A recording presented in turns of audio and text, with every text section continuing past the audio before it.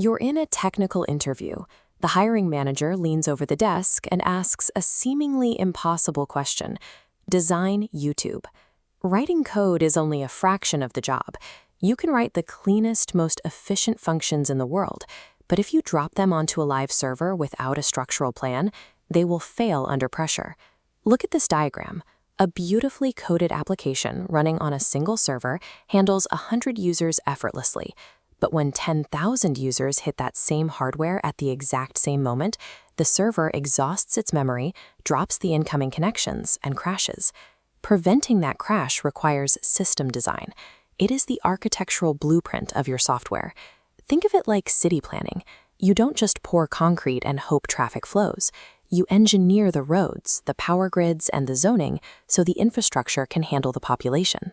Understanding how to structure servers, databases, and digital traffic is how you transition from building fragile local projects to engineering resilient platforms that survive millions of daily users. Your application just went viral. Traffic is surging, and that single server is on the verge of total collapse. Your first instinct might be to buy a bigger machine, more RAM, a faster CPU. This is called vertical scaling. But hardware has a strict physical ceiling. Eventually, you run out of upgrades to buy. As you can see here, the industry standard solution is horizontal scaling. Instead of building one massive supercomputer, we shrink the individual machine size and multiply them, distributing the massive user load across a wide fleet of identical, smaller servers.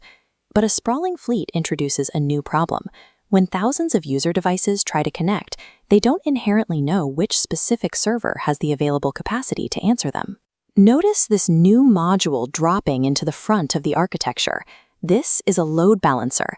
It acts as a traffic cop, catching all incoming user requests and sorting them down different pathways so that no single server ever gets overwhelmed. Spreading the load out accomplishes two things.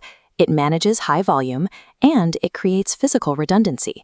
If a hard drive fails and one machine goes dark, the load balancer simply reroutes the traffic, and the wider system stays online. The front-end servers are now handling the traffic, but the bottleneck shifts deeper into the system. Your central database is now freezing up from the sheer volume of read and write requests. This split screen shows your two main storage options. On the left, SQL databases lock data into strict grids of rows and columns, ideal for financial records or precise inventory. On the right, NoSQL databases treat data as flexible, floating documents, perfect for sprawling, rapidly changing information like social media feeds. Yet, regardless of how you format the data, forcing the system to mechanically scan a physical hard drive every time someone refreshes a popular page is computationally exhausting. This diagram shows how we protect the hard drives by inserting a cache, a high-speed in-memory shield right in front of the main database. When a massive wave of users requests the exact same trending topic, the cache intercepts the requests and serves them from memory in microseconds, leaving the database completely undisturbed. Speed requires a compromise. Because the cache relies on a temporary snapshot, you accept the risk of serving slightly outdated data to users in exchange for the microscopic response times required to keep the platform alive. Now the application has grown. Every time a user places an order, the system processes a payment, generates an invoice, updates internal analytics, and sends a confirmation email. The user's screen locks up, freezing until every single one of those actions finishes. That happens because the processing is synchronous. Every digital chore is forced to wait in a single blocking line, executing one after the other. Watch how we decouple the tasks using message queues. The main user flow simply drops instructions into this queue bucket and immediately confirms the order for the user. Down below, independent worker servers pull those tasks out and send the emails or update the analytics at their own pace, entirely in the background.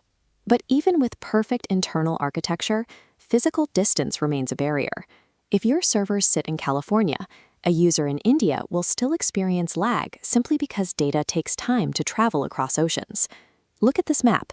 Instead of dragging heavy image and video files across that long red line from California to India, we use a content delivery network. These CDN edge nodes light up globally, caching heavy static files locally so a user in Mumbai downloads content from a server right down the street. Enterprise systems measure their success in uptime, specifically aiming for 5 nines of availability, 99.999% uptime. That translates to roughly 5 minutes of total allowed downtime per year. By utilizing asynchronous queues and distributing data across global edge networks, you isolate errors. An email server crashing in London or a power outage in California won't trigger a global blackout. Let's watch this entire architecture operate in a fraction of a second, using something as simple as a URL shortener.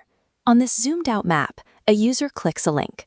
The bright data packet bypasses the global CDN because it needs dynamic routing, passes through the load balancer, and is sorted instantly onto an available application server in the main cluster.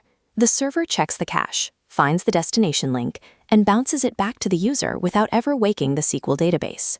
At the exact same time, a secondary data particle splits off, dropping a click event into the message queue to update analytics in the background. There are no perfect architectures. Every layer we just built requires a calculated compromise, balancing raw speed against infrastructure costs and system complexity. Mastery of system design means prioritizing foundational trade-offs over memorized interview answers. Senior engineers protect their platforms by asking the specific questions that prevent a successful launch from turning into a catastrophic failure.